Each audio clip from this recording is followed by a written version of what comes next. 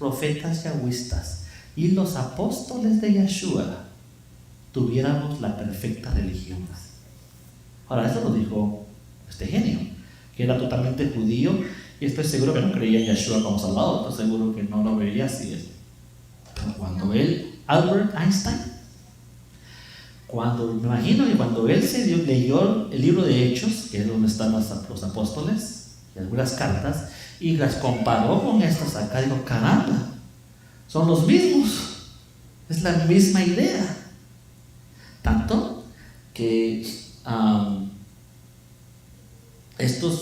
los mismos apóstoles, dice los libros Hechos, que la sana enseñanza o doctrina, como dice la Valera, pero más que todo la enseñanza, dice es que de profetas y apóstoles, ¿o no? Así dice. Sheliachim y Nabims. No se estaba refiriendo a ningún apóstol de hoy en día ni ningún profeta de hoy en día. Se estaba refiriendo a ese tiempo, que la senda antigua tenía que revivir, pero para eso tenía que haber una enseñanza, no nueva, sino que estaba como escondida, como que se había perdido. Entonces encontramos versos cuando Yeshua dice: esto ha estado escondido antes de la fundación del mundo. Pablo dice: este misterio se me fue dado a mí. Hablan de algo que existió, pero que dejó de ser. Y ahora tenemos 2000 años después, aquí estamos. Quizás escudriñando algo que nadie habla. Bueno, ahora se habla más, pero que no se hablaba nunca. Y quizás está ahí. Y nosotros como arqueólogos, antropólogos, como historiadores, estamos como excavando y quizás encontramos la tumba de Tutankamón, ¿no? Y quizás nos podemos matar con ella, o quizás podemos hacer un gran descubrimiento como la pirámide del Mirador de Petén, ahorita la pirámide más grande del mundo. Tropezamos con ella. Esa montaña era una montaña, era una pirámide.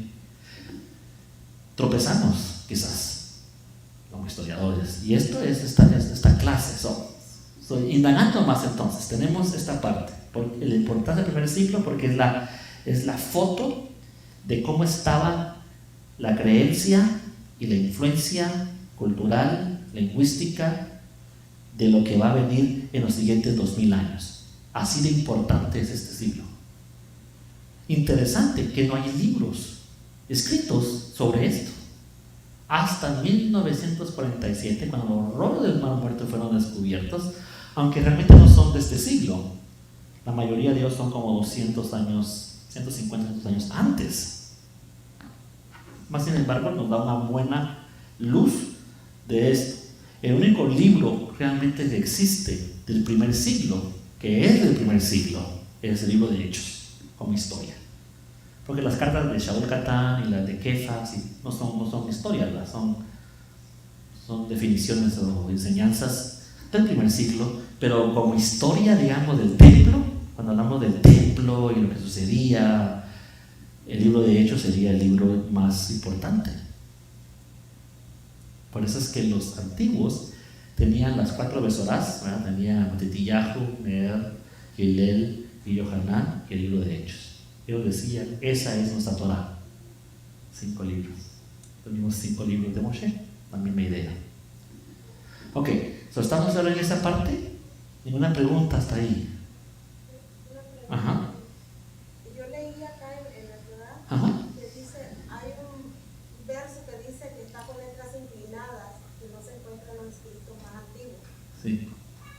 Eso lo puse ahí porque es en el libro de Marcos. Sí. Los últimos, después del verso 8 del último capítulo, ya no, en ningún escrito antiguo existe lo que dice ahí. Fue añadido mucho más adelante, quizás en el 4º siglo, 5º siglo, y ya no es del original. Lo puse ahí porque si no lo pongo ahí me crucifican todos, porque ahí se está quitando el agua a la Biblia. Entonces lo dejé ahí, pero le cambié las letras para que supieran de que eso ahí. Y cualquier teólogo cristiano o no cristiano te va a decir: esos versos no existen. Como una alerta nada más. Sí. No estaba, pero Lo pusieron, lo cambiaron y es la razón porque lo pusieron. Y cuando lleguemos, porque ustedes van a tener una clase que se llama la guerra de los cristianos, o los cristianitos, le llamamos acá, y es la guerra de los libros. ¿Qué libros van a entrar y qué libros no van a entrar? Yo les digo que esta carrera es fascinante. Usted va a viajar, va a ver la Biblia muy diferente cuando termine, se lo aseguro.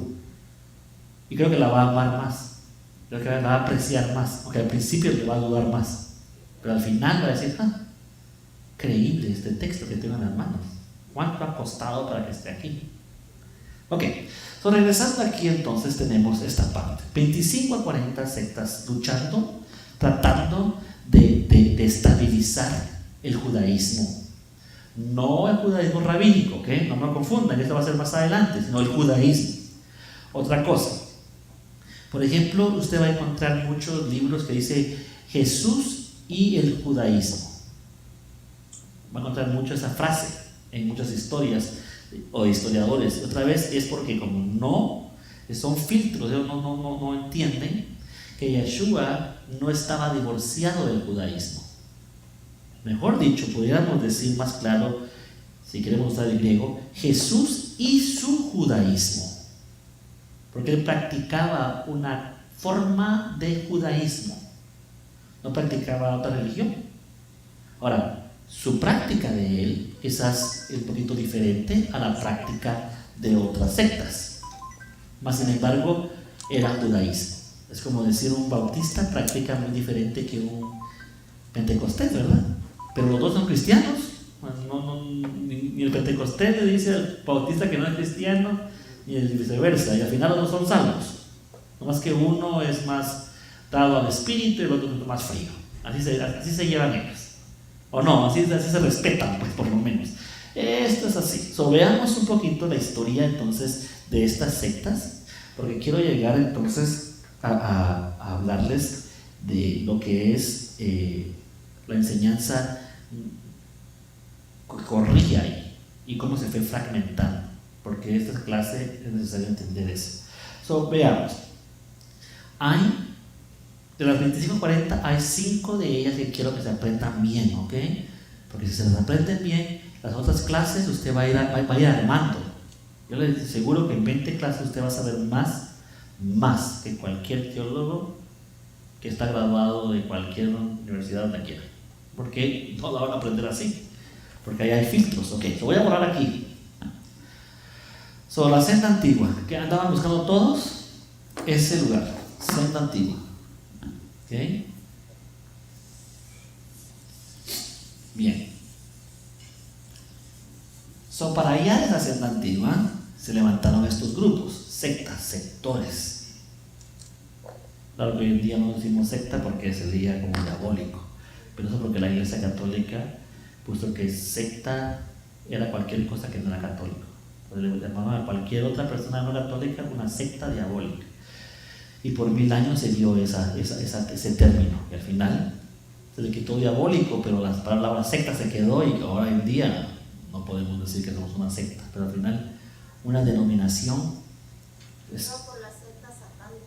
Sí, diabólica, satánica, todas las cosas. Ok, son 5 sectores de 40. Hay 40 porque hay variaciones entre ellos. Tenemos, por ejemplo, los primeros que vamos a poner son los saduceos. Esenios.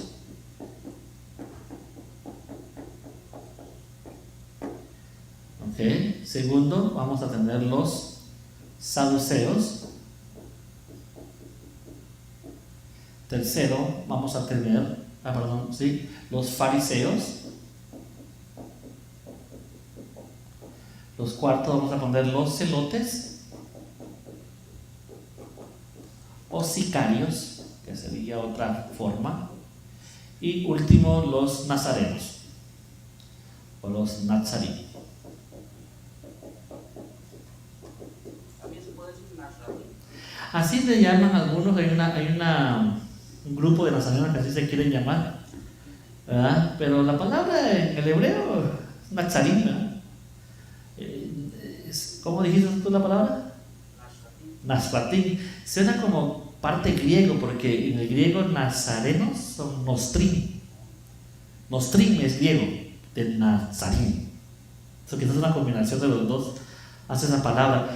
Yo los he oído a ellos y tienen muy buenas enseñanzas, pero también son ortodoxos, ¿verdad? Ok, so veamos. Esenios, saduceos, fariseos, nazarín. Les voy a dar la historia de cada uno de ellos básicamente y cómo ellos juegan un papel importante en el desarrollo de esta secta antigua. ¿Ok? So, veamos, esenios. ¿Quiénes son los esenios realmente? Los esenios, antes de llamarse esenios, eran los sacerdotes de Israel y están bajo el sacerdocio de Sadoc o sadoquitas, ¿verdad? Para decir así. Uno de estos grandes sadoquitas es Ezequiel. Ezequiel es un profeta y sacerdote del orden de Sadoc. ¿Okay? Más adelante en otras clases vamos a hablar más de Sadoc y su historia de él. Ellos entonces eran los que controlaban el templo con sacrificios por los levitas y por el orden de enseñanza por los Cohen, por los supremos. Ellos no solamente eran sacerdotes que, como lo hemos visto siempre dentro de la religión, que solo andaban sacrificando y tomando las ofrendas. No, eran los que regulaban la enseñanza torácica. Ellos eran los que decían si se podía pronunciar el nombre, no pronunciar el nombre, las fechas de las fiestas, todo ese gran creencias las regulaban los sacerdotes jóvenes. Quizás podemos hacer, dentro del catolicismo está lo mismo, ¿verdad? Están los levitas, que son los sacerdotes de las parroquias, digamos, los sacerdotes de todos lados, y los cardenales y los arzobispos, y todos ellos se juntan para buscar la doctrina de la iglesia. Hay mucha semejanza en ellos al sistema católico de sus jerarquías. Más adelante. ¿Okay? Cuando estudiemos los libros del Mar Muerto, nos vamos a dar cuenta de mucho de eso, mucha similitud. Ellos entonces son estos llamados sadoquitas, controlaban el templo. Pero como 200 años antes de Yeshua, Siria invade Israel a través de Epifanes y él prohíbe que se hagan las fiestas del Eterno en Israel, que se circuncide, que se celebre el sábado para poder controlar al pueblo, quitándole su cultura. Entonces los levitas, los sacerdotes de Israel que estaban en el templo, salen a luchar contra esta nueva amenaza que le llamaríamos el helenismo. Helenismo le llamaríamos a esa parte. Y esa lucha del helenismo va a ser muy importante para entender a la comunidad primitiva del Mesías. Esta palabra helenismo. El helenismo es la influencia griega en las personas hebreas. ¿Cómo lo iban a hacer? Y Epifanes dijo: la mejor forma de hacerlo es poner una estatua de Zeus en el templo, sacrificar un cerdo para contaminar el templo, no dejarlos que tengan fiestas, no dejarlos que se circunciden, no dejarlos que tengan el sábado. Y si quitamos estas cosas, entonces hemos comenzado a helenizar a Israel. Ahora, otra vez, como historiadores, podemos regresar 2000 o subirnos 2000 años después y entender hoy en día que entre las comunidades de creyentes se les ha prohibido celebrar fiestas hebreas, circuncidarse, celebrar el sábado. De la misma manera, algunas estatuas de otros seres en sus templos, Y vemos esta influencia una vez más. Otra vez yo quiero que pueda ver usted un poco el espejo de 2000 años atrás y 2000 años hoy. Quizás hay una similitud muy grande. Quizás es un círculo. Quizás Pablo y Pedro y todos están aquí, una vez más, luchando por lo mismo. La palabra helenismo, ¿de qué se deriva? De una deidad de Helena, de Helen. Helena, que es en sí la deidad de la filosofía, como Sofía. Tiene que ver con la enseñanza de filosofías griegas, helenismo. ¿Okay? Estos sacerdotes deciden que vamos a pelear contra esto. Hay un grupo siempre que se levanta y lucha. A ese grupo hoy en día le llamaríamos izquierdistas, ¿verdad? Es un grupo rebelde que dijo no vamos a permitir. Y aunque Epifanes y los sirios eran mucho más fuertes que ellos y los amenazaron de muerte y acribillaron a miles de judíos, a sus bebés. Y si usted no sabe la historia, está en la Biblia católica y se llama el libro de los Macabeos. En la Biblia católica van a haber 2 libros de ellos. Realmente hay 4. Son 4 libros. Y no se la puse a esta porque entonces tendríamos un libro más grande, pero realmente debería ir aquí como historia. Debería. Como el libro de Enoch, el libro de Asher, el libro de Jubileo. Debería estar aquí como libros históricos. Pero bueno, entonces los macabeos, 800 de ellos pelearon contra los sirios, que se dicen que eran hasta 16,000 a veces, viniendo a guerrear. Pero como era una guerra de guerrilla, y sabemos muy bien que la guerrilla gana con el tiempo, no gana al momento.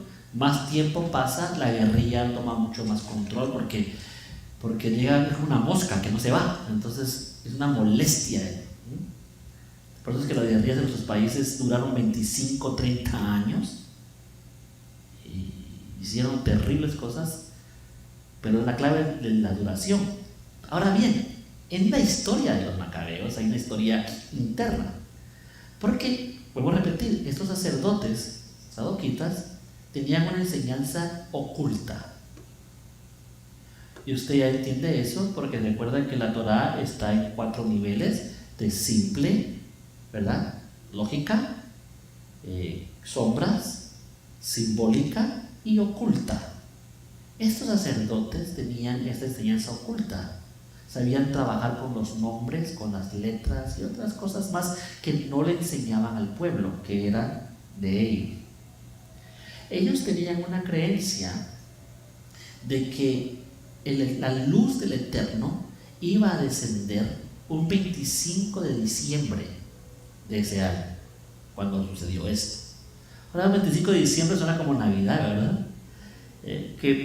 Y usted va a ver que la fiesta de Hanukkah, la fiesta de las luces, casi siempre cae, y a veces cae el 25 de diciembre, cae hasta ahí, a veces es más temprana, dependiendo de la luna, pero ha caído el 25 de diciembre. En ese año iba a caer, y había una idea que Yahweh mismo, la luz de Yahweh, iba a descender. Entonces ellos estaban preocupados de que ese año era y que el templo estaba no en condición para que esto sucediera. Entonces luchan tanto y eventualmente toman el templo de nuevo, y entonces el milagro de que no tenían aceite para los días, y estuvieron 8 días con el mismo aceite, y es la fiesta de Hanukkah o Hanukkah. Más adelante en el capítulo 10 de Juan, el capítulo 10 de Juan nos dice que Yeshua mismo fue a la fiesta de la dedicación. Esa fiesta de la dedicación es la fiesta de Hanukkah. Ahora, cuando vemos el estudio diríamos, del calendario hebreo, hay 4 clases de calendarios. Una de sus clases, que va a ser el sábado, es una electiva, usted la puede tomar. Aunque usted en la primera clase la puede tomar aparte porque es electiva y le cuenta como parte de sus electivos. Usted va a tener 5 electivas que usted puede tomar como quiera. Por ejemplo, tenemos una lectura de las manos, del alma, le llamamos. Usted la quiere tomar, la toma, no quiere tomar, no la toma. Son electivas suyas. ¿Me van a entender? En unos sábados, quizás en unos 2, 3 sábados más, estaremos dando los calendarios hebreos. Hay 4 calendarios: el libro de, el calendario adámico, calendario enoquiano, Enoch, el calendario mosaico de Moshe y el calendario arónico. Son 4 calendarios diferentes. Esos calendarios, cada uno de ellos era para saber el tiempo sagrado, dependiendo. Bueno, en uno de estos calendarios decía que en ese tiempo tenía que venir esta luz. Entonces no se prepararon, nada sucedió. Pero interesantemente, cuando vemos a Juan el Bautista, que tenía 6 meses de haberse, que tenía,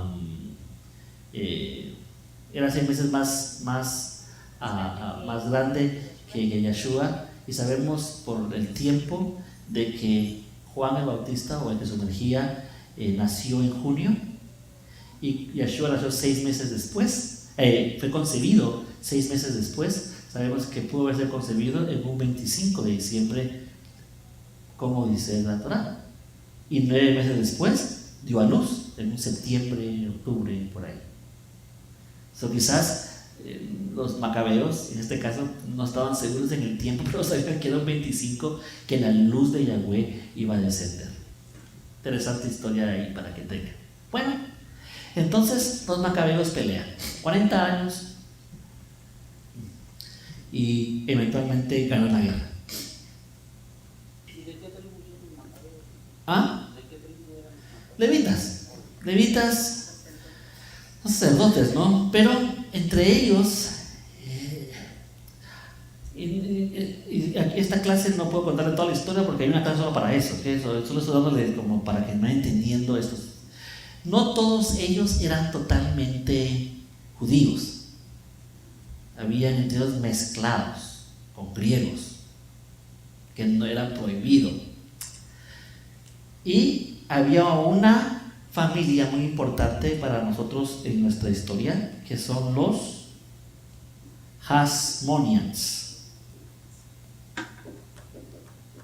Hasmonianos dice, pero no, Hasmonians, que era una familia de griegos que se había hecho judía y que ellos decían que a ellos les pertenecía el trono de David. ¿Okay? Eran griegos, ¿verdad? Eran griegos, al final eran griegos, pero entre ellos tenemos a Herodes. Herodes es uno de ellos, de esta familia de los Hasmonianos. Con razón el pueblo de Israel, o el pueblo judío, cuando Herodes decía que era de los judíos, nadie le creía. Tú no eres el rey, porque sabían la historia de los Hasmonianos. Y aunque Herodes hizo cosas para que el pueblo lo amara, por ejemplo, pues embelleció el templo, que le llamamos el templo de Herodes. No era de él, pero él lo embelleció para que el pueblo lo amara. Y se dice que en un día, cuando en la oración de algunas cosas abrieron los libros y le tocó leer a él, y donde leyó él, dice: ningún rey puede ser rey que no sea de Israel, que de Judá. Y se puso a llorar, dice, porque le tocó a él la porción esa, porque él no era. Pero bueno, más adelante en otra clase veremos a Herodes en otra foto. Pero estos son los entonces, cuando estos Hasmonians y estos macabeos, que no todos eran, los líderes no eran judíos, dijeron: ahora que regresamos al templo y tomemos el control del templo. Y entonces sacan a los verdaderos sacerdotes. A estos sadoquitas los sacan, los derrocan, pues les dan golpe de estado. Y los sadoquitas, entonces, algunos de ellos se van a Egipto, y más adelante vamos a ver por qué se van a Egipto, y muchos de ellos se van al desierto, a lo que conocemos como Qumran. Y Qumran era una ciudad que estaba ya habitada, Y vamos a ver eso importante más adelante. Más sin embargo, estos sadoquitas se van a ese lugar, a ese desierto. Y en ese desierto, entonces, se forma esa comunidad llamada los esenios, los puros. Ahí están. Estos esenios son gente estudiosa. Si en Israel se leía el 5% de la gente que leía, todos ellos leían, escribían. Todos ellos. Era la nata, era la inteligencia de Israel de ese tiempo. Los derrocan. Los pensadores, pues, los sacan. En el Brit Hadasha o el Nuevo Testamento no se llaman esenios. La palabra esenio nunca sale. Y que siempre por mucho tiempo fue como algo raro. ¿Cómo es posible que este grupo tan importante no saliera? Pero no salió una vez. Porque no son llamados esenios, sino son llamados escribas. Porque podían escribir, podían leer. Entonces se va a encontrar mucha parte donde dice, y a Yeshua vinieron los fariseos y los escribas. Son estos.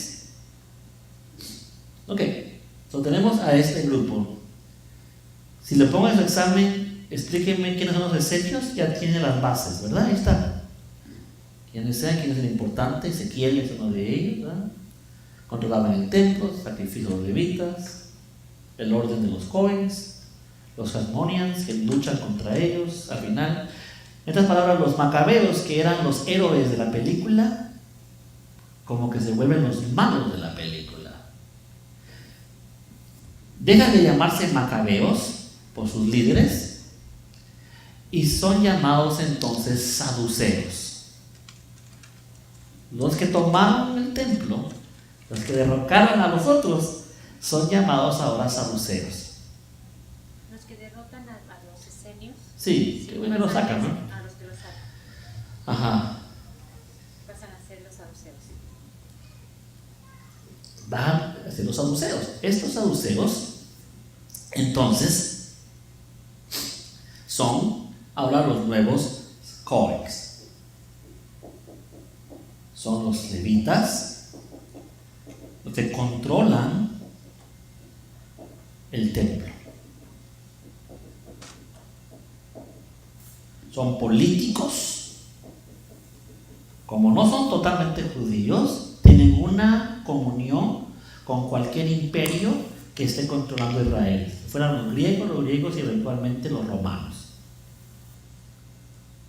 Entre ellos está Caifás. Ahora vamos a repetir, no todos son esclavos, algunos son judíos, pero ya el movimiento está mezclado, lo que quiero decir. Este grupo, claro, como todo grupo, la clave aquí era poder controlar el templo. El templo es lo más importante en el primer siglo. ¿Por qué? Porque todas las ofrendas, los diezmos y todo, de todas las tribus que estaban afuera, mandan dinero a ese lugar. Entonces viene a ser como el banco central de Israel. Por eso es que Yeshua, quizás cuando le sacó a aquellos ladrones del templo, no solo estaba sacando a esos ladrones, sino que estaba diciéndoles a los sacerdotes: ustedes son los ladrones. No más que permiten esto aquí porque ustedes son los ladrones. La casa de mi padre no es de guardia de ladrones. Ahora ese celo hacia el templo de esa manera y de hablar de esa manera viene de los profetas yahwistas. Entendemos que Yeshua entonces está conectado con ellos en su celo. Isaías lo mataron. La razón que lo mataron es que él les dijo a ellos: en ese templo no habita Yahweh. Para decir eso a alguien en el siglo antes sería como decir al Papa: usted es el diablo, allá en el Vaticano usted a la par de él. Sería algo terrible, ahí lo matan a usted. Igual Isaías lo serrucharon. Entonces, pero no porque dijo algo malo. Lo malo que dijo él es: Yahweh no habita en casa hecha de manos de hombres. Jeremías igual. Jeremías dice no. Todos los profetas decían no. Aquí está mal el asunto. Hay corrupción, así ha habido siempre corrupción en el templo. Pero, vuelvo a repetir, el control del templo controla la política, controla la policía, controla todo en Israel en aquel tiempo. Entonces comenzaron a salir otros grupos peleando contra estos saduceos, tratando de decir, ese sistema está mal. Ahora, regresamos 2000 años después, hoy en día. Y todos sabemos que hay un sistema religioso, sabemos que existen sacerdotes, sabemos que existe todo esto, y hay política, y hay plata, y hay manipulación, y hay paganismos, y hay mezclas dentro de la religión, y algunos de nosotros estamos diciendo, no estamos de acuerdo. Eso es repetitivo. Ahora le tocó a usted quizás, vamos a repetir dos cosas. Hay dos formas de pelear esto, ¿okay? Básicamente en la guerrilla. En Guatemala la guerrilla duró creo que 25 años. No fue tan sangrienta como Salvador, pero sí fue sangrienta, vamos. Todo fuerte. Bueno, hay dos formas de serlo. Puede ser el pensador, puede ser el que lleva la doctrina comunista, o en este caso de rebelde, y dar esa parte para mover al pueblo. Bueno, en Guatemala habían 3 de ellos. Bueno, no estaban en Guatemala, estaban en Francia. Ellos vivían en Francia, y desde Francia mandaban a la guerrilla en Guatemala.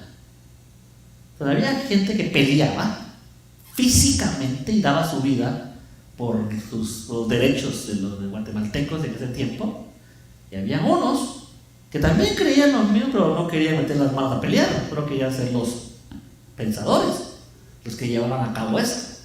Bueno, estos son estos dos grupos. Los fariseos son los pensadores, son los instructores, son los rabinos, son los que conocían la Torá. Estos estaban tan interesados en su política y llevar el templo a cabo que se habían ya como divorciado de la Torá. No sabían mucho. Aunque les digo, entre ellos está la influencia antigua, porque tenían ese sot. ¿Se acuerdan que les dije? Algunos de ellos. Pero los rabinos,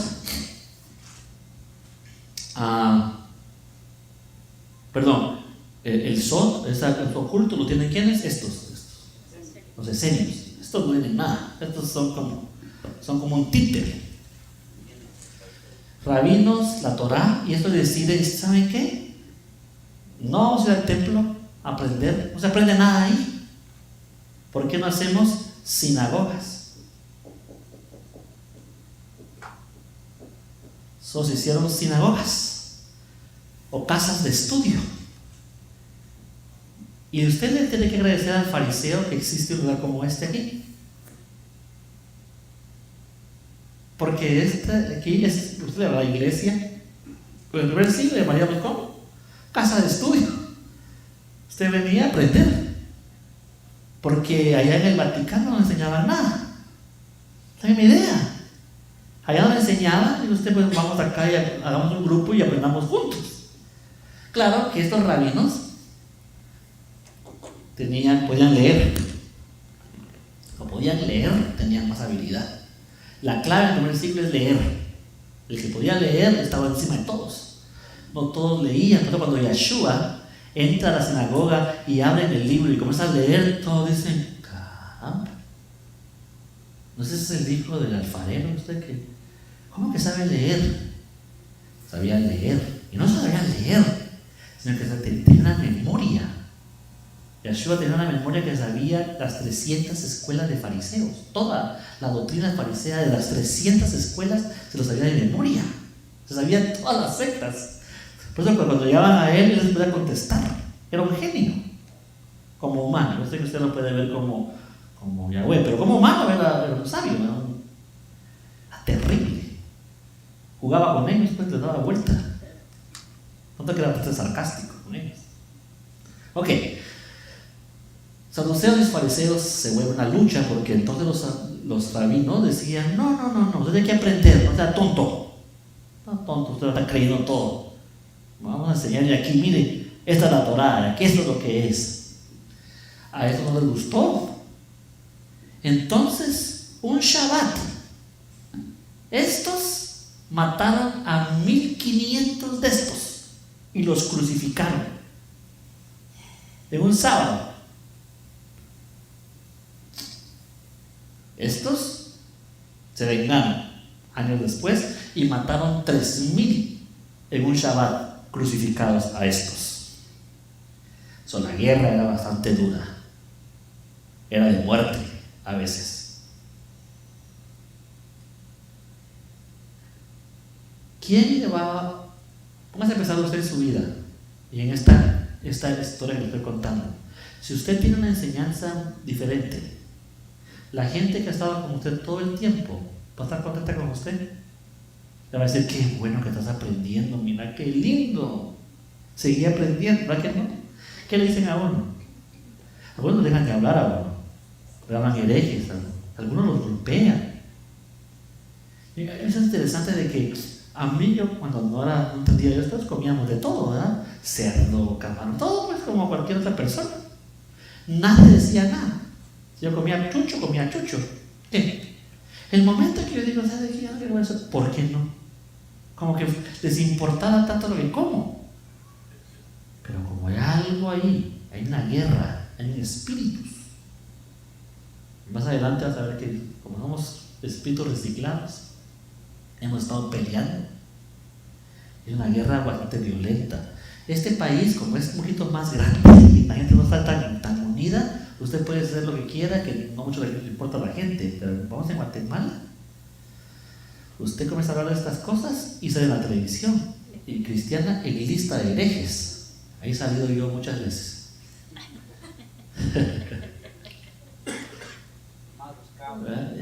Porque es una guerra. Pero, otra vez, es una historia nuestra. Primer siglo es una historia de nosotros. Yo sé que está 2000 años atrás, pero se repite en nosotros diariamente.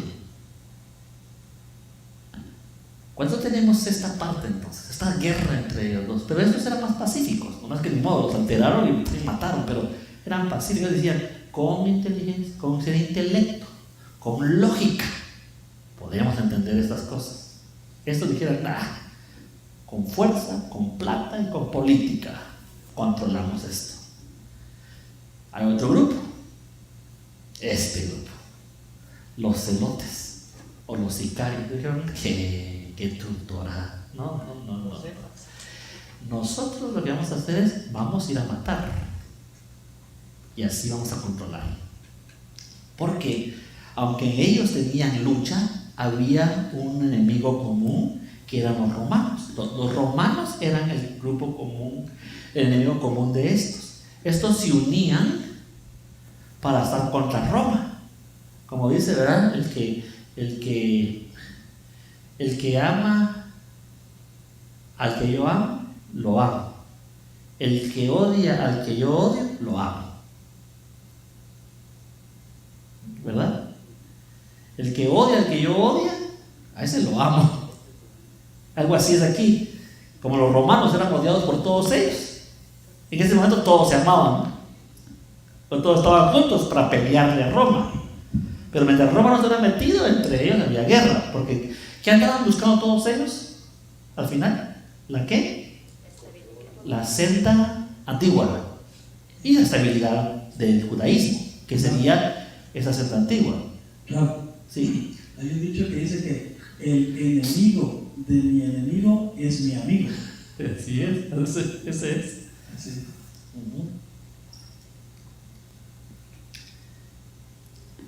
Perfecto, ¿no? Así es el dicho. No hay que yo lo parafraseé, ¿verdad? Pero sí va. No, pero es que es lo que es exacto, ¿verdad? Es el que yo amo, al que es cierto, el que yo odio, usted lo odia y usted está bien. Ok, Aquí está, fariseos. Hay 7 clases de fariseos y en esta clase sí se los voy a dar, ¿ok? Le voy a dar 7 clases de fariseos. Le digo porque esta clase tiene que estabilizarlo a usted para que cuando entremos al libro de Hechos y entender esta historia, estos son los personajes de nuestra historia. Y yo diría que uno vive a través de ellos. Por ejemplo, estos sicarios, entonces es violencia, ¿verdad? Con violencia. Por ejemplo, en Estados Unidos, para la liberación de la esclavitud que había acá y la degradación humana contra las personas minorías de color, por ejemplo, hubieron 2 hombres muy importantes. ¿Quiénes fueron? Martín Lutero y ¿quién más? Malcolm X, ¿verdad? Malcolm X y Martín Lutero. Si pudiéramos poner aquí en la historia nuestra, ¿quién sería Martín Lutero? ¿Fariseos o celotes?